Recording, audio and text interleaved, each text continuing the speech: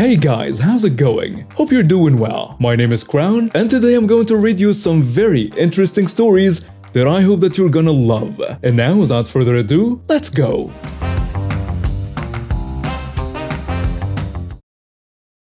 Hey guys! I'll start this by saying that I have been procrastinating on getting my driver's license for ages, but finally one day I decided to tackle the roads head-on and be done with it.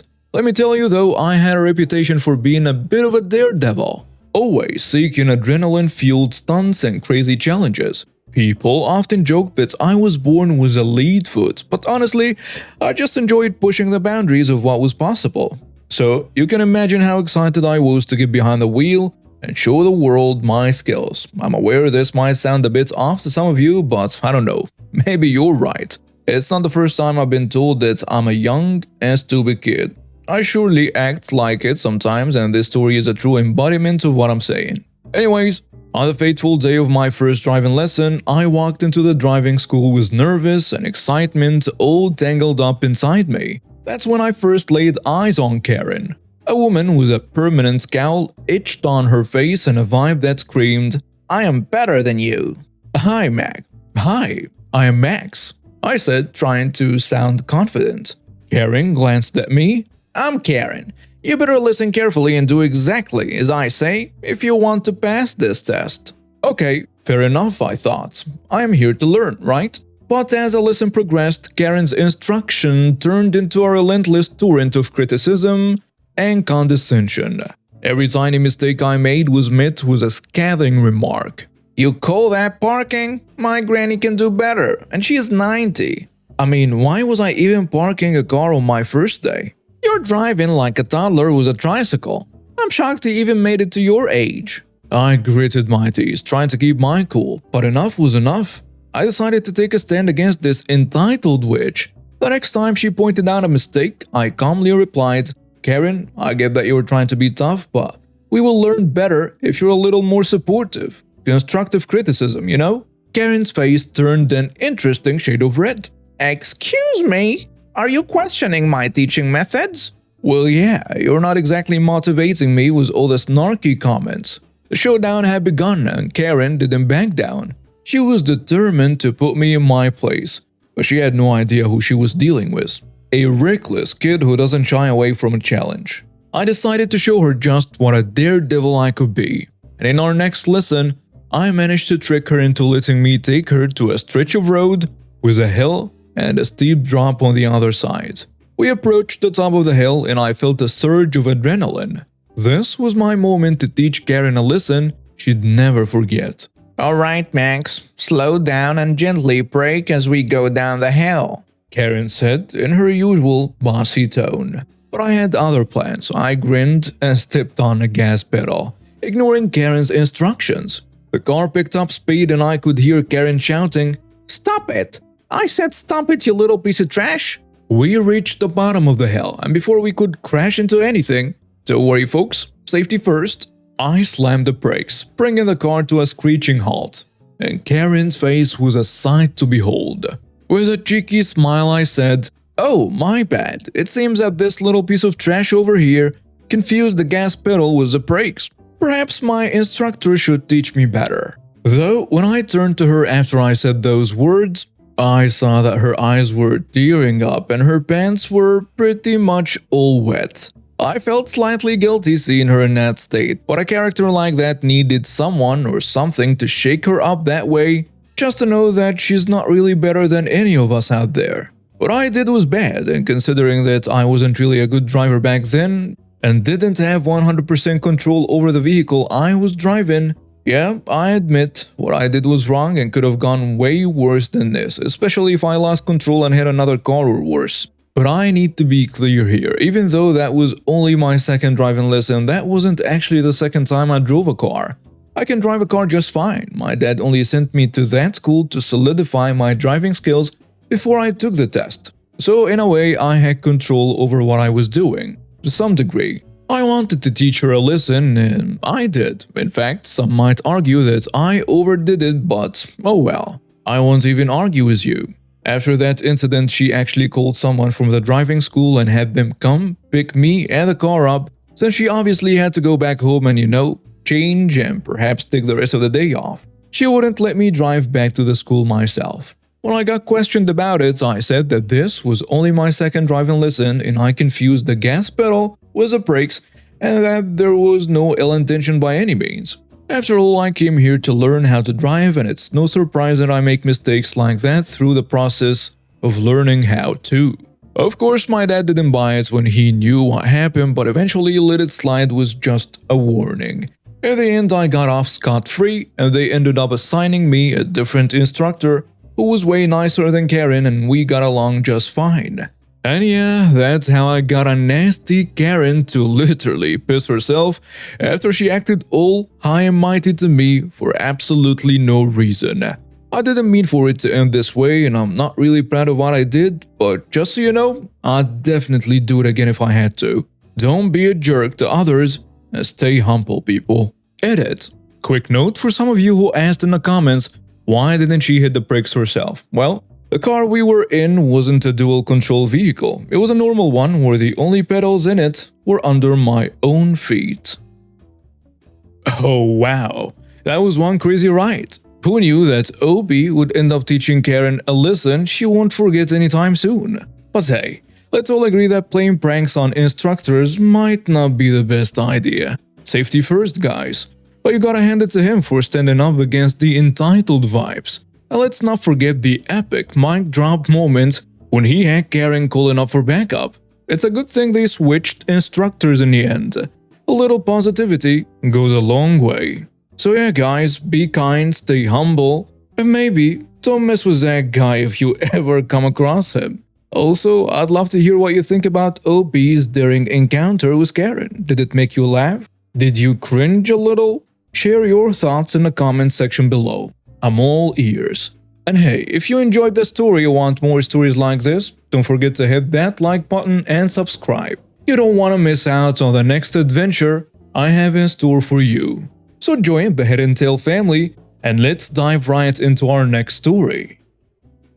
This happened to me 12 years ago. My husband and I had a whirlwind romance that lasted a year. We knew we wanted to be together after only a week, but dated for a year to be absolutely sure. My family hated him. They thought that we hadn't been together long enough to get married. They didn't like that he worked as a farmhand, and when I introduced him to my extended family, my uncle even offered to bury him in the back 40 for me. Not a very pleasant thing to have happen. So we decided that we would just go to the courthouse and elope. But this wouldn't be an entitled mom story if it stopped there. I began getting pressure from my mom to have an actual wedding. So when my husband and I discussed it, we figured it would be fine as long as it was very small. We didn't have much money and neither of our families wanted to help out all that much. We settled on having a small ceremony with just the parents and siblings in a natural setting, like a woodland or park. But no, that wouldn't work for my mom. We had to have it in the backyard because it will be easier. Fine, whatever. We picked a date for the wedding, but no, that date wouldn't suit my mom because she wanted to go to a quilt show. So again, fine, whatever. We settled again and again until a date was picked out by her for our wedding. I know I should have put my foot down, but my mother is very manipulative and used my father to get what she wanted every time. My father was a very kind man and all she had to do was cry at him. He would come to me and say, "Just make your mom happy. It will make her so happy if you just do it." He would always look so exhausted. So I would do it for him, not her, just to make his life easier. The wedding is still several months away, and I mentioned that since we are now having a ceremony, maybe we should have a buck and doe as well to raise money for it. For those who don't know, a buck and doe is a public party that people buy tickets for and attend to help the bride and groom raise money for their wedding. They are very fun and have games, music, dancing, and a lot of adult beverages. My husband and I figured that we would have a small wedding as planned with just the immediate family, and then a big fun party for everyone else. The money raised at the buck and doe will pay for the party. My mom said absolutely not because you have to have friends for that kind of thing. But no one would want to go to your buck and doe. I was so depressed by that, I took it pretty hard then, felt like an utter piece of trash. She went on to say that my extended family would never go, and his family lived several hours away and would never come to anything so trivial. She just kept beating me down about it until I finally gave up trying. If you are wondering why I kept including her, I was very naive about weddings. I had no idea what I was doing, and my mother was the only person that I could ask about it. That and I was hoping that maybe for once she might put me first instead of herself and actually do something fun with me. There was so much potential for bonding, but that wasn't to be the case. To continue, I wanted to save money on a cake, so I wanted to bake one myself and have fun with it. Nope. She had already told her alcoholic sister-in-law that she could be in charge of my cake for whatever reason. The cake for the party was pretty decent, to be fair, just a simple vanilla slab cake. Nothing fancy. The aunt that made it super insecure about it though and accused me of not liking it. Turns out my mom said that I hated it. Which I didn't, of course. I wanted to get a nice dress, something I could wear again like a sundress. She got very excited and said that she knew the perfect place to take me and that now I can tell all my friends that I helped pick out your dress. Oh dear Lord, no. But there was my browbeaten father telling me to just go with it. That I didn't have to buy anything if I didn't want to. Good thing too. Now I'm not a skinny lady. I'm thick as heck in all the right places. And that means finding clothing is a hard thing for me. So having a wedding dress custom made for my hourglass body was going to be expensive. So a sundress from a plus-size store is what I was going for. My mother is very skinny and looks like a Sears catalog model. So naturally she took me to a wedding dress shop that only caters to petite women. The lady in the store took one look at me when we entered the store and flat out said, "We don't carry anything in your size, and I don't know who does." I was embarrassed. I would never go to a store like that usually, and my mom thought that it was very funny and laughed at me on a ride back home, saying, "Well, what did you expect? Wedding dresses are for skinny women, so I guess you will either need to lose weight or do something else." Like, what the actual heck? I told her I wanted to get a sundress. I told her to go to a plus-size store to shop with me. Instead, she took me to a petite store 4 hours away and then refused to go anywhere else. I got a dress from a kiosk in the mall a week later. I just told her it was lavender and she would have to deal with it. I was just dumb at this point, depressed and self-loathing. I took over, and my husband was mad at me for letting it get out of control like that. There was nothing we could do though. By that point, the wedding was a week away and we had handed my father money for the party. Potluck, barbecue with surprise pizza and beer. So we just decided to throw all the cares out of the window and just ride it out. Which worked way better than I had hoped. We didn't want a priest or pastor or shaman or anything else of the sort to tie the knot. Just the justice of the peace. My dad said he knew a guy and had us covered. Cool. Cue the day before the wedding and we are introduced to a very sketchy looking pastor that hands us a piece of paper with a ceremony my mom has picked out for us. It had a very odd poem in the middle of it that was strange to say the least. My husband and I locked eyes and stifled laughter while listening to the inappropriate poem. My mom was elated. Now she could tell her friends that she picked a ceremony as well. The day of the wedding comes and my husband's family shows up in the morning. His parents and 2 brothers, but my mom is nowhere to be seen.